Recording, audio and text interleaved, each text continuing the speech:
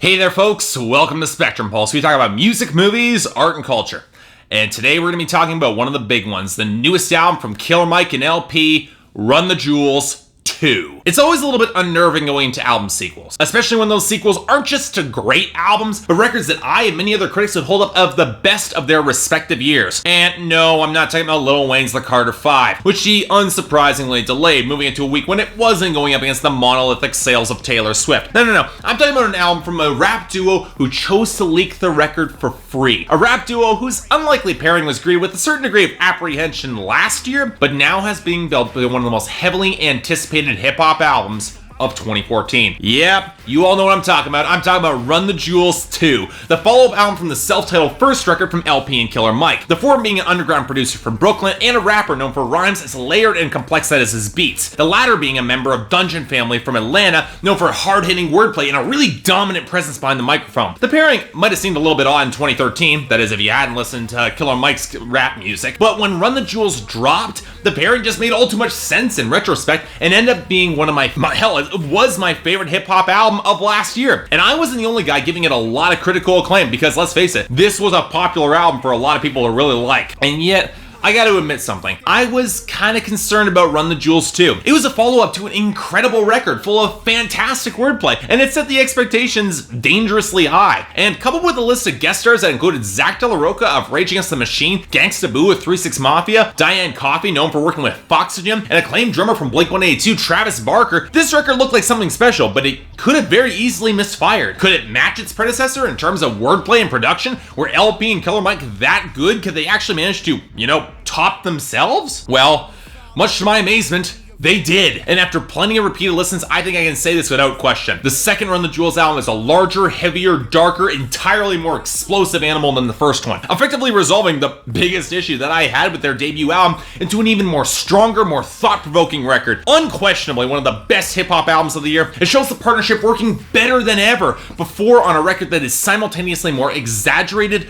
grotesque, and yet emotionally driven and a lot more insightful than the first Run the Jewels album. And while it's not quite perfect, it reflects just how much potential really lurks behind El-P and Killer Mike's collaboration. As in, this album is great, but I honestly think they could do even better. So okay, let's get the obvious praise out of the way, and that's for our frontman. One of the common criticisms of the first Run the Jewels album is that they were working to meet somewhere in the middle when it came to their unique styles as rappers. El-P's wordplay wasn't as blisteringly fast and obscure in his references. Killer Mike didn't bring a lot of the same southern flavor or politically conscious angle, so they sort of met in the middle. But that's definitely not the case on Run the Jewels 2, where El-P actually unleashes his double time flow and shows himself as a more emotive rapper than I ever would have expected from him. And then Killer Mike decides to ramp up his own intensity with more explosive power and willing to show more vulnerability and real emotion than you'd ever expect from him as a rapper. The duo already have a very solid balance in terms of technical wordplay between Killer Mike's direct, more immediately accessible punchlines and El-P's more sly, subtle attacks, and how they bounce off each other with not only fantastic interplay, but by having their verses connect with each other in the final and beginning couplets of each verse, but with more of a significant emotional presence in the lyrics. They hit a lot harder. I have to say it. It's the perfect balance between MCs that aren't afraid to be comically over the top and borderline kind of disgusting with some of their imagery, and yet with the darker tone,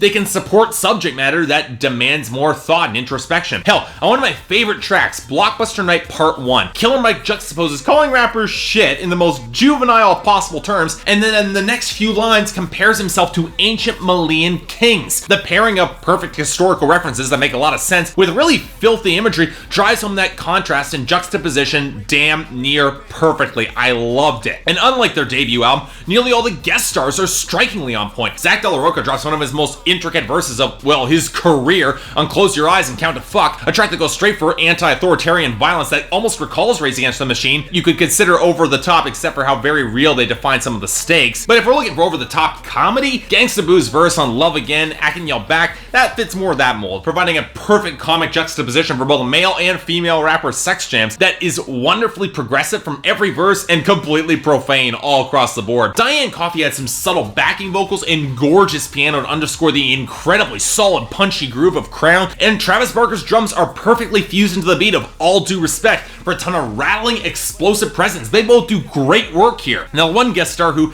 doesn't quite work for me is Boots, as I found his hook on it early to feel a little bit inert, and his added vocalises on All My Life just didn't really click with me. In fact, All My Life is probably the weakest track on this album. A breath of fresh air from the first 4 bangers with that necessary slowdown, but I gotta say, the wordplay is a little bit more lightweight, and the production really didn't grab me all that much. Now, on the note of production, LP delivers some of his most layered and intricate beats to date. Some of the density of the first Run the Jewels album is here expanded to thicker, heavier, more epic feeling mixes that take his traditionally scratchy, explosive beats and gives them a lot heavier melody lines to really pair with them, and it works very well. And there are so many moments here that work incredibly well that just blew my mind. The ominous low synth rumble of Jeopardy that develops these crazed horn sections at the back half of the track, the eerie fluttering hoot balanced against the sharp claps and stuttering snares on Oh My Darling Don't Cry, the superb low riff and interweaving percussion on Blockbuster Night Part 1, the great swelling crescendo and rattling percussion punctuated by gunshots on Lie Cheat Steel, the cacophonous and textured percussion and ruckus shouts that has this fantastic fist-pumping chorus on All Due Respect, the sleazy, languid guitar and horde leads on Loving Again, Acting You Back, that's this crowd roar punctuating through the chorus. These are all moments I really did love, but the real triumph in the production on this album is Crown. It takes the fantastic depth and texture of the mix that's all across this album and punctuates it with this thunderstorm of drifting synths and guitar leads that transitions into this phenomenal piano-driven melodic chorus with this great guitar line. Fantastic song, one of my favorites. And if I were to take one issue with this instrumentation and production on this album, it would probably come down to the sample vocalises. Now, I'm nitpicking here, and there are points where it works obscenely well. Close Your Eyes and Count to Fuck is balanced entirely on Zach De La Rocha's sample voice, and this great grimy gurgle at the bottom of the mix that works so well. But you know what? I didn't quite love the stuttered vocals on Oh My Darling Don't Cry, or the pitch-shifted chipmunk voice on Lie Cheat Steel. It's a personal pet peeve of mine. It's a real damn shame because I love the rest of the song, but yeah, I don't like the chipmunk voice. In fact, it really did bug me there. And you know what? This all takes us to what I really love about this record.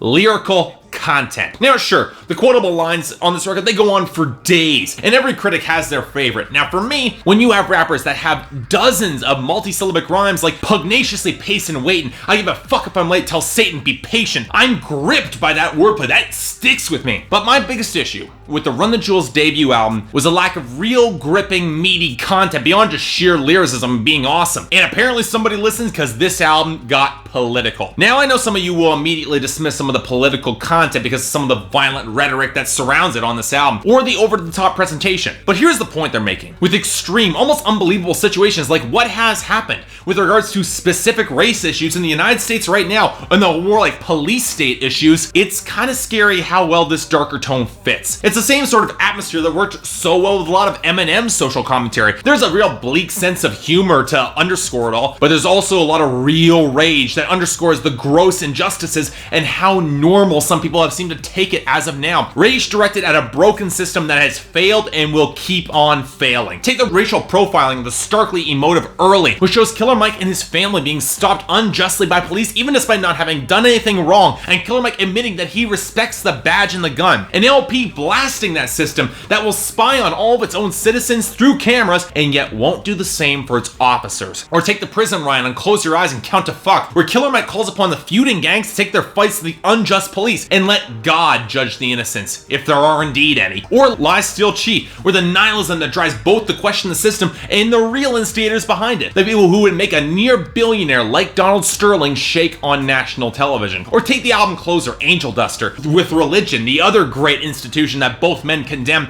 is targeted for maintaining contradicting moral standards, archaic strictures that no longer apply, especially to sexuality, and a lack of focus on real internal spirituality. But the album highlight, and I gotta be honest, it's one of the best songs of the year, period, it's Crown. Killer Mike's verse deals with his guilt for selling cocaine to a pregnant woman and how she manages to ease some of his heartache and guilt by taking some responsibility for her own actions. But then LP comes in, and it's one of the most striking indictments of the dehumanization of soldiers in war that I've seen all year. My God. Highlighting what happens when real feelings of guilt are buried in favor of a gun. If that's a crown that he's gonna pick up, it's a crown of thorns. Coupled with the fact that both men ride the beat damn near perfectly, it's a moment that highlights the understated theme of this album. responsibility. LP and Killer Mike might play exaggerated figures, but they own those figures and infuse them with real humanity and thought. The institutions they attack have done everything they can to hide responsibility while imposing strictures on others that they won't even follow themselves. And when that snaps into tight focus, the rage on this album becomes righteous, even if the consequences behind it and choosing to actually take action against it could be kind of bleak indeed. Maybe not bleak, maybe just bloody. In other words, Run the Jewels 2 is goddamn incredible and one of the best albums of this year, hands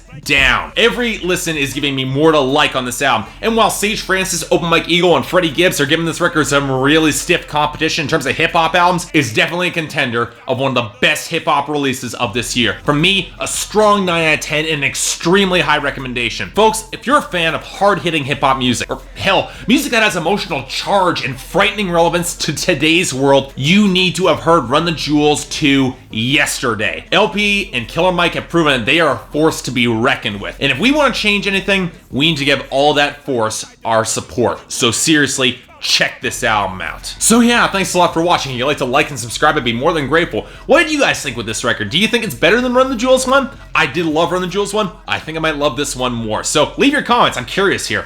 If there's anything else I might be able to do to improve my presentation and any other albums coming out this year that you want me to take a look at, I'd be more than happy to give them a listen. Until then, I'm Mark. You're watching Spectrum Pulse, and I'll see you next time.